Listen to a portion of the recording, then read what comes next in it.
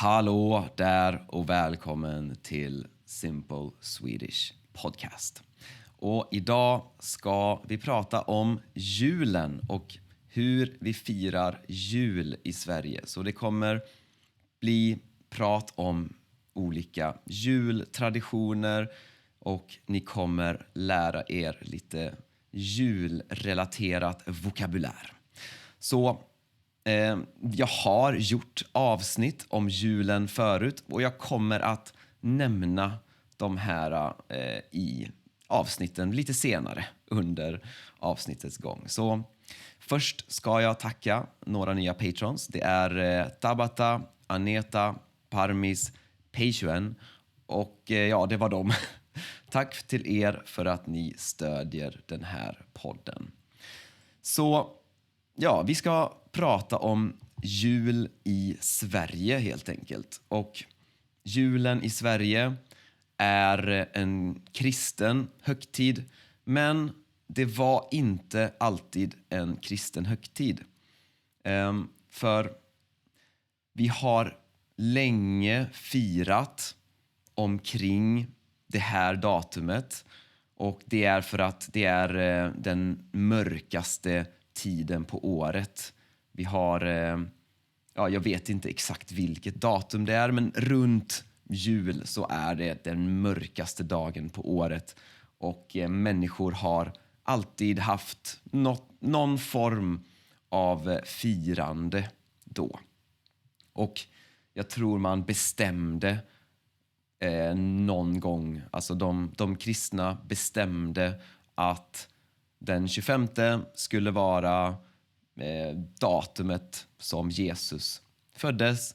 Men egentligen så vet man inte när Jesus föddes. Utan man bestämde att det var den 25. Så ja, därför firar vi jul den 25. Så, men vi ska prata mest om hur vi faktiskt firar jul och vad som händer på jul och så. Men egentligen är det faktiskt hela december, skulle jag säga, som är juletider. Och vi börjar med första advent. Och vad är första advent? Jo, det är första söndagen som hela det här julfirandet börjar. Och i år var första advent den 30 november. Och vi har sen andra advent, tredje advent och sen sist fjärde advent.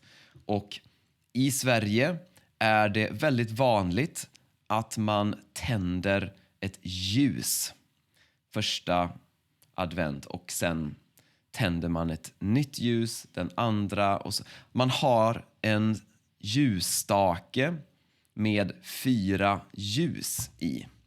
Och man tänder det första ljuset på första advent. Sen tänder man det andra ljuset andra advent och så vidare. Tills det är fjärde advent. Och något annat som är vanligt i Sverige är att ha adventsljusstakar i fönstren. Så om du är i Sverige i december så kommer du att se väldigt många ljus i fönstren. Så jag tycker det är väldigt, väldigt mysigt att vara i Sverige i december. För det är väldigt mörkt, men det är väldigt mysig stämning. För det är julstämning. Vad är julstämning? Jo, julstämning är den här känslan. Alltså att du känner att det är så mysigt. Det är julpynt överallt. Julpynt är alltså juldekoration. Alltså olika saker med jultema. Så du har julpynt överallt. Du har ljus överallt. Du har julmusik. Så ja, det är såklart väldigt populärt med julmusik, jullåtar. Det finns många svenska jullåtar. Jag tänker att jag länkar till en spellista med svenska jullåtar. Så du kan hitta i beskrivningen av avsnittet. Ja, så december är väldigt mysigt tycker jag på grund av julstämningen. Och vi har julkalendern som börjar. Och julkalendern är en serie för barn. Men jag kan absolut rekommendera dig också att titta på den. För det är varje dag från 1 december till julafton. Så ett avsnitt varje dag, väldigt kort. Och i år heter det Tidstjuven. Jag tittade på första avsnittet. Verkar ganska bra faktiskt. Så kolla in julkalendern på SVT Play. Och en annan sak som är vanligt är att ha julfika. Så man kanske bjuder in några vänner och bjuder på julfika. Och då dricker man glögg. Och glögg är ett kryddat vin som är varmt. Och det är vanligt i många europeiska länder. Alla länder har sin egen version av glögg. Och i Sverige är det vanligt att man har russin och mandel i glöggen. Så man liksom lägger i det i glöggen. Och man har lite fikabröd som är typiskt för juletider.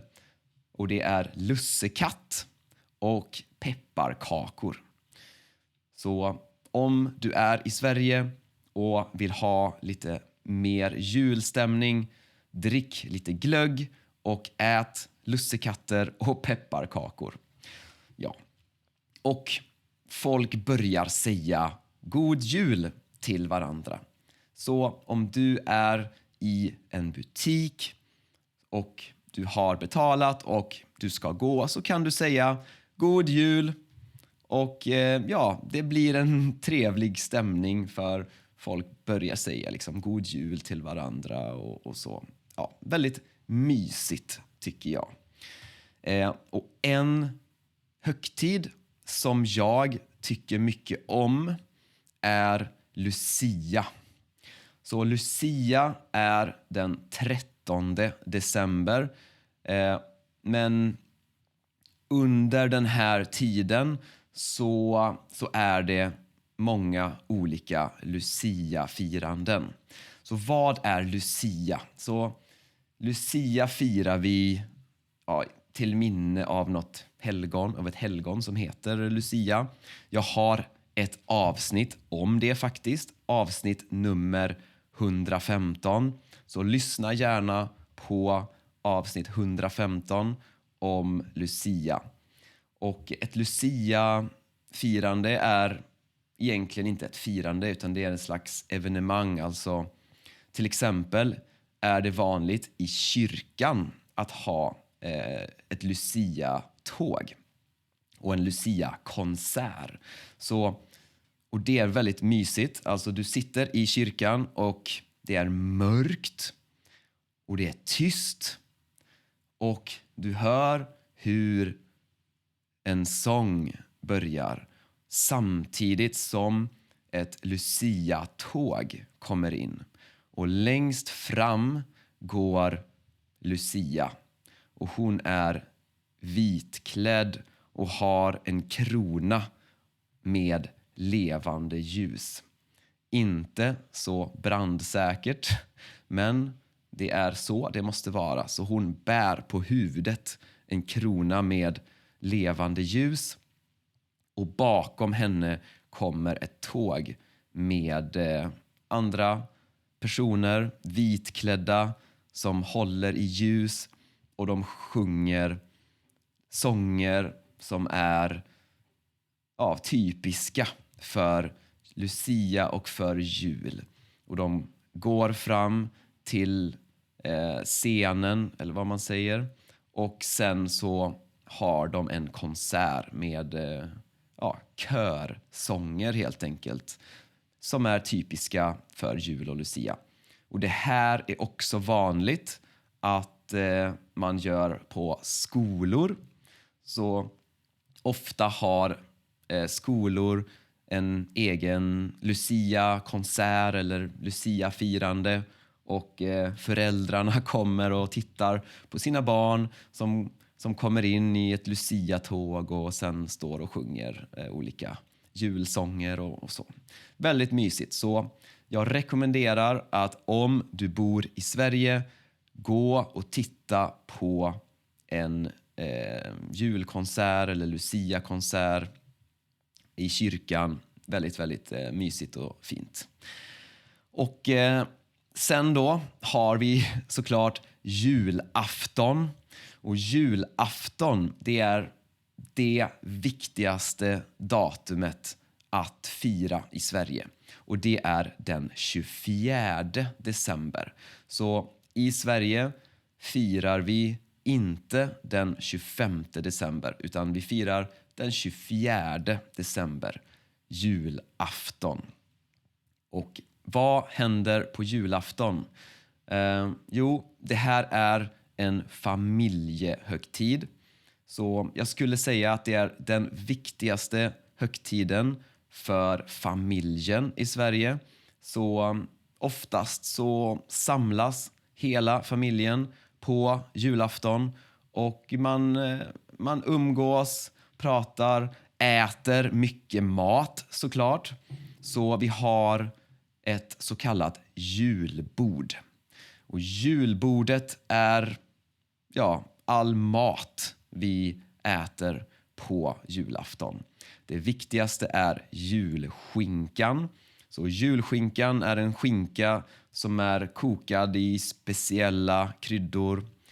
Så den har en julig smak kan vi säga, och vi äter den ofta på en bit bröd med lite senap. Det är också viktigt med Janssons frestelse, som är en slags potatisgratäng med ansjovis. Vi har köttbullar, prinskorv, inlagd sill, vörtbröd. Många andra saker också som är typiska. Det är väldigt mycket sådana typiska maträtter och typisk mat på julafton på julbordet. Och vi har oftast julöl och julmust såklart. Och julmust är en speciell läskedryck som ser ut som Coca-Cola men som absolut inte smakar som Coca-Cola, utan det är en väldigt specifik smak. Så prova julmust om du inte redan har gjort det. Och någonting annat som är viktigt på julafton är att titta på Kalle Anka. Och Kalle Anka börjar klockan 15.05, så sätt ett alarm så att du inte missar Kalle Anka. Och det här är ett tv-program som sänds varje julafton sen, jag vet inte, 70-80 år. så det har varit så väldigt, väldigt länge att man tittar på Kalle Anka på julafton. Så om du vill vara svensk på julafton så måste du titta på Kalle Anka klockan 15.05. Och sen lite senare så kommer såklart tomten. Tomten, alltså den här rödklädda, skäggiga personen som alltid kommer på jul och kommer med julklappar. Och en julklapp, det är den här presenten som man ger varandra. Och tomten kommer med julklappar i sin säck. Så han knackar på dörren och man öppnar dörren. Tomten kommer in och säger ho ho ho, finns det några snälla barn här? Och Om det finns snälla barn så säger man ja. Och tomten kommer in, sätter sig. Det är trevligt att ge tomten någonting att dricka. Så ja, för tomten han jobbar väldigt mycket på jul, så att det är trevligt att ge honom någonting att dricka, en liten julöl eller en julsnaps. Så blir han glad och kan fortsätta jobba hårt. Så tomten, jag har ett avsnitt om tomten faktiskt, avsnitt nummer 64. Så lyssna på det också, för jag berättar om tomtens historia. Väldigt intressant faktiskt. Och jag har ett avsnitt om julklappar också. Avsnitt 164. Så lyssna på det också om du vill veta mer om julklappar. Julklappar, alltså presenterna man ger till varandra på julafton. Ja, och sen dagen efter julafton, det är ju juldagen. Och i Sverige så firar vi inte juldagen så mycket, utan vi bara tar det lugnt, äter mer julmat, kanske hälsar på någon släkting eller familjemedlem som inte kom på jul, eller ja, väldigt lugn dag. Och dagen efter det är annandag jul. Och det är ganska vanligt att gå ut och festa kanske på juldagen eller annandag jul. Ja, så efter det så är julen över, mer eller mindre. Jag tänkte jag skulle gå igenom lite extra vokabulär också som är relaterat till julen. Så en viktig detalj är såklart julgranen. Julgranen är det här trädet som vi köper och ställer i vardagsrummet. Så det är ett träd. Och den här sortens träd kallas för gran. Så det är därför vi säger julgran. Om man brukar ha en julgran och sen så klär man granen. Att klä granen betyder helt enkelt att man pyntar den, att man dekorerar den. Man hänger olika julpynt i granen. Så en julgran. Och julpynt är ju då juldekorationer. Och vi säger att fira jul, ett julfirande, ja, det är den här festligheten runt jul. Ett julfirande, att fira jul helt enkelt. Och man pratar också om julledigheten, för man är oftast ledig från jobbet på jul. Ja, så vad ska du göra över jul, eller vad ska du göra på jul? Hur var julledigheten? Alltså ledigheten som var över jul, att vara ledig. Alltså att man är ledig från jobbet, så man jobbar inte. Om man går i skolan så säger man jullov. För ett lov är när man är ledig från skolan, till exempel sommarlov, sportlov, jullov, så. Och om du vill fråga någon vad deras planer är på jul, så kan du säga: vad ska du göra i jul? Eller vad ska du göra på jul? Eller vad gjorde du i jul eller på jul? Ja, jag ska åka bort över jul. Jag ska träffa mina vänner på jul. Över jul är kanske liksom hela julhelgen.